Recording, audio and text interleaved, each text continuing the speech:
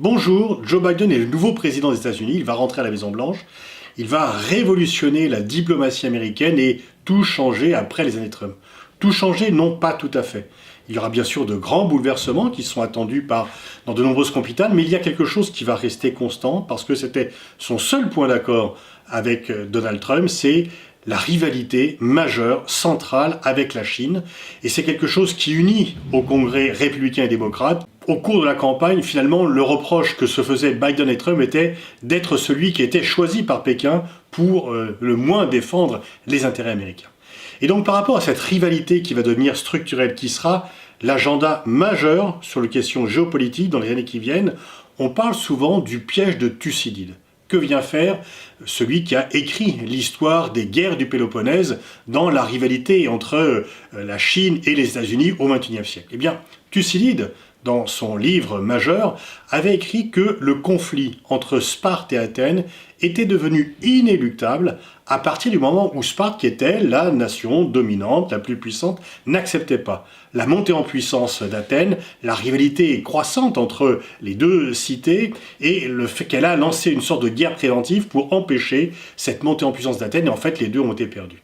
Et donc l'application du piège de Thucydide à la situation actuelle, c'est de dire, est-ce que les États-Unis, puissance majeure, puissance dominante depuis 1945, peuvent accepter d'être rattrapés, voire d'être dépassés par la Chine?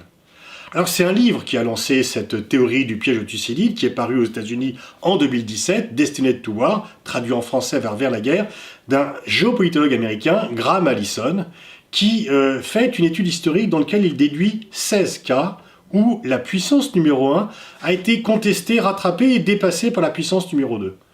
Dans 12 cas, ça a été la guerre. Seuls 4 cas, plutôt entre puissances proches, ont échappé à ce piège de Thucydide, mais à chaque fois que la puissance numéro 2 était sur le point de rattraper la puissance majeure, il y a eu un conflit entre les deux, une guerre, et Graham Allison donne par exemple l'exemple de la Première Guerre mondiale, où bien que l'Allemagne et l'Angleterre soient les premiers partenaires commerciaux l'un de l'autre, eh bien l'Angleterre, ne pouvant pas accepter la montée en puissance de l'Allemagne, s'est lancée dans la guerre. Ce n'est pas le seul facteur, mais c'était un facteur important du déclenchement de la Première Guerre mondiale. Est-ce que l'on peut donc adapter ce piège de Thucydide à la situation actuelle entre la Chine et les États-Unis? Faisons un petit rappel historique. 1945, fin de la Seconde Guerre mondiale, les États-Unis deviennent la première puissance mondiale. La Chine est considérée comme un vainqueur de la guerre, mais elle est faible, elle est épuisée par la guerre civile et par l'occupation japonaise. Elle bénéficie quand même d'un siège de membre permanent du Conseil de sécurité, même si c'est un État dévasté du tiers-monde, alors que les États-Unis sont un État surpuissant. En 1949, Mao Tse-tung prend le pouvoir, il installe un régime communiste sur la Chine continentale. Chiang Kai-shek, son rival nationaliste, se réfugie sur l'île de Taïwan. Il est soutenu par les États-Unis qui empêchent la Chine populaire de faire une réunification par la force. Et donc on a deux Chines. Taïwan, qui conserve le siège de membre permanent du Conseil de sécurité grâce à l'appui américain, et la Chine populaire, la Chine continentale, communiste, sous la direction de Mao Tse-tung. La Chine est l'allié de l'Union soviétique, elle participe à la guerre de Corée en 1950, où les Américains subiront des pertes, les Chinois aussi d'ailleurs, et Mao Tse-tung injurie très facilement les dirigeants américains. Événement important, en 1961, c'est la rupture entre les deux géants communistes, entre l'URSS et la Chine. Et les Américains, par la suite, vont se dire qu'il y a peut-être une brèche, qu'il y a peut-être un coup à jouer. Nixon et Kissinger, au nom de la réelle politique, se disent que, bon, bien sûr, ils n'aiment pas le régime de Mao, mais pas plus que le régime soviétique, mais que, stratégiquement, il est de leur intérêt d'élargir la brèche entre la Chine et l'Union soviétique et d'attirer la Chine vers eux. Et donc ils font une alliance un peu contre nature, pas une véritable alliance, mais c'est une alliance de fait anti-soviétique. Il y a ce grand voyage de Nixon à Pékin en 1972. La Chine va pouvoir récupérer le siège de membre permanent du Conseil de sécurité et à partir de 1979, la Chine et les États-Unis établissent des relations diplomatiques officielles. À la fin des années 70, Deng Xiaoping prend le pouvoir en Chine et il va révolutionner la Chine. C'est lui qui va vraiment changer la Chine. Il met fin à l'autarcie choisie par Mao et sa devise c'est « qu'importe qu'un chat soit blanc ou gris pourvu qu'on attrape des souris », donc priorité à l'efficacité économique. Et donc il va ouvrir le pays aux investissements étrangers, d'où un rapprochement accéléré avec les États-Unis. Cela va avoir un coup d'arrêt en 1989, c'est le massacre de la passe tiananmen. Tous les pays occidentaux condamnent ce massacre, et donc il va y avoir des nouvelles distances entre la Chine et les pays occidentaux, mais distances qui ne vont pas durer très longtemps. Clinton fait le pari de l'association avec la Chine. Il signe un premier accord commercial en 2000 avec la Chine qui va préparer l'adhésion de la Chine à l'Organisation mondiale du commerce qui sera effective en 2001. Elle est encore peu développée, elle ne représente que 10% du PIB américain, mais l'adhésion à l'OMC va donner une accélération prodigieuse à l'économie chinoise. Elle devient réellement l'atelier du monde, mais également le fournisseur. Et ces exportations vont doper sa croissance économique, vont également permettre une amélioration globale du niveau de vie de la population chinoise. Mais la stratégie de Deng Xiaoping, c'est de cacher sa force et d'attendre son temps. Il ne veut pas donner le sentiment d'une Chine qui voudrait devenir une puissance trop importante ou une puissance qui puisse dicter sa loi aux autres pays. George Bush va développer les relations avec la Chine parce que sa priorité c'est la lutte contre le terrorisme et le Proche-Orient. Il voit dans la Chine un partenaire éventuel. Sa conviction que le libéralisme est la norme suprême le convainc qu'il faut continuer à introduire le capitalisme en Chine. Mais au fur et à mesure, la Chine étend son réseau diplomatique, elle va adhérer au club des BRICS, Brésil, Russie, Inde, Chine, puis Afrique du Sud, qui va devenir un club effectif à partir de 2011.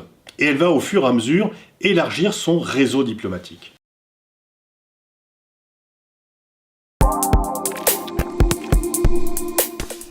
Si Deng Xiaoping voulait garder un profil bas pour la puissance géopolitique chinoise, Xi Jinping, qui arrive au pouvoir en 2012, lui, veut affirmer la volonté de puissance de la Chine, le fait que la Chine va devenir la première puissance mondiale, parce que c'est sa place naturelle, sauf au cours des 2 derniers siècles. Xi Jinping va accentuer la rhétorique nationaliste, remettant un peu au goût du jour les humiliations que la Chine a vécues dans le passé, et donc il va faire baser sa popularité interne, sa légitimité interne, sur le cocktail réussite économique, le niveau de vie des Chinois s'améliore, et aussi fierté patriotique. Ce sont les 2 sources de la légitimité du Parti communiste chinois, le patriotisme et la réussite économique, donc le capitalisme à la mode chinoise. La Chine multiplie les partenariats économiques, elle avance en Afrique, il y a de nombreux sommets Chine-Afrique auxquels assistent de nombreux chefs d'État et de gouvernement, et la Chine devient un acteur incontournable en Afrique, et même en Amérique latine, elle va venir, ce qui était le monopole américain, elle va venir concurrencer, pas tellement sur le plan stratégique, mais sur le plan économique et sur le plan politique, elle va venir concurrencer les États-Unis. Et Xi Jinping va lancer en 2013 son fameux programme des routes de la soie, son projet d'infrastructure qui permet aux exportations chinoises d'aller plus rapidement à l'extérieur, qui permet de sécuriser les approvisionnements chinois également et de construire des infrastructures qui sont bien reçues. Il développe l'idée que les États-Unis exportent des conflits alors que la Chine exporte des infrastructures, et effectivement il bénéficie indirectement du fait que la Chine n'est pas en conflit alors que les États-Unis payent un prix très lourd de ses engagements militaires en Afghanistan et en Irak. Obama prend conscience que le rêve américain de faire de la Chine un partenaire fiable et surtout docile ne se réalisera pas, et qu'au contraire la Chine se veut être un rival des États-Unis, partenaire pas membre mais rival sur d'autres plans, et affirmer ses puissances propres. Et donc il va tenir compte de cela, il va vouloir développer les relations avec les pays de l'ASEAN, qui parfois se sentent bousculés par la Chine, garantir la liberté de circulation en mer de Chine, où Pékin veut de plus en plus instaurer son autorité, et il va développer une théorie du pivot asiatique. Il faut que les États-Unis se préoccupent moins du Proche-Orient et qu'ils fassent de l'Asie, et en fait de la Chine, leur véritable priorité. Il va développer un partenariat transpacifique, un accord de libre-échange qui exclut la Chine et qui réunit tous les pays. Mais dans sa rage de défaire tout ce qu'Obama a fait, et dans sa rage de défaire tout ce qui est un peu multilatéral, Donald Trump va le démolir. Donald Trump avait fait campagne sur le fait que la Chine était une menace économique, qu'elle avait détruit les équilibres sociaux américains en détruisant les emplois, qu'il fallait s'en protéger. Donc il menace la Chine de faire des taxes commerciales sur les produits chinois, de faire une guerre commerciale qu'il estime être facile à gagner. En même temps, il essaie d'obtenir de Pékin des concessions, des engagements d'acheter en plus grand nombre des produits américains.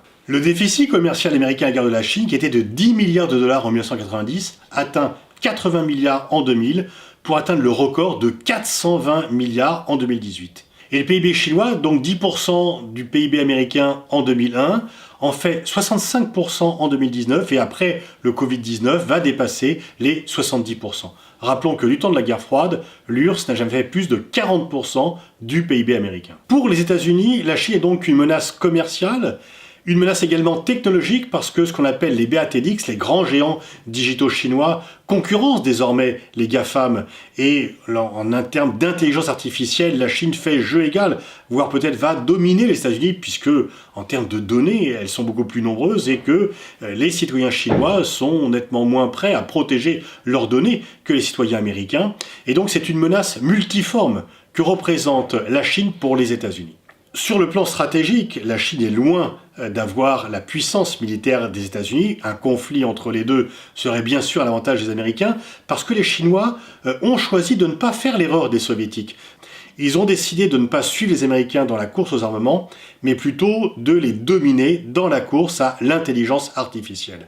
Les dépenses militaires chinoises sont comprises entre 170 et 200 milliards de dollars, contre 730 milliards pour les États-Unis. Et la crise du Covid-19 est venue accentuer, amplifier cette rivalité. Trump se félicitait d'avoir obtenu la promesse de l'achat pour 200 milliards de dollars de biens américains. Et puis, pris au piège du Covid-19, il a accusé la Chine d'être responsable. Les relations se sont dégradées et Biden est venu aussi alimenter un discours anti-chinois. Et la Chine, où est né le virus, apparaît comme la grande gagnante de cette crise, puisque son économie ne sera pas en récession cette année, qu'elle a marqué des points avec sa diplomatie du masque, pendant que les États-Unis, eux, se refermaient sur eux-mêmes, tout en étant atteints de façon très grave par la crise du Covid-19. Et donc, en termes de performance, Pékin donne le sentiment extérieur d'être plus fiable que les États-Unis. Comment gérer ce rattrapage ? Les Américains pourraient dire, on n'est peut-être plus la première puissance mondiale, mais encore une puissance extrêmement importante et très riche. Il n'est pas certain que dans un premier temps, ça soit la conclusion vers laquelle ils se dirigent. Parce que les Américains sont la première puissance mondiale depuis 1945. Et donc ils sont habitués à ce statut. Par ailleurs, ils sont persuadés qu'ils ont une destinée manifeste et que donc leur vertu propre, que ce rôle missionnaire ne peut pas leur faire accepter d'être dépassés par un autre pays, quel qu'il soit, et plus encore s'il est communiste et asiatique. En même temps, les Chinois ne vont pas stopper leur ascension pour faire plaisir aux États-Unis. C'est de la façon dont se nourrira la prochaine relation entre Pékin et Washington, la part de rivalité qui est automatique, mais peut-être de partenariat sur d'autres dossiers. C'est cela qui sera l'enjeu essentiel. Les Américains vont demander aux autres pays, notamment aux Européens, de les suivre dans ce combat, démocratie contre dictature, mais les Européens, eux, devront défendre leurs intérêts. Notre régime politique est bien sûr plus proche du régime américain, mais parfois les Américains sont venus entraver notre souveraineté de façon importante, notamment avec l'application extraterritoriale de leur législation. Faisons au moins une conclusion optimiste. Du temps de Thucydide, la dissuasion nucléaire n'existait pas, ce qui devrait au moins éviter un affrontement militaire direct entre Pékin et Washington, mais on sait que la rivalité et les affrontements peuvent prendre d'autres formes désagréables, et on sait que la non-coopération entre les deux premières puissances mondiales, si elle devait s'aggraver, serait un prix à payer par l'ensemble de la communauté internationale.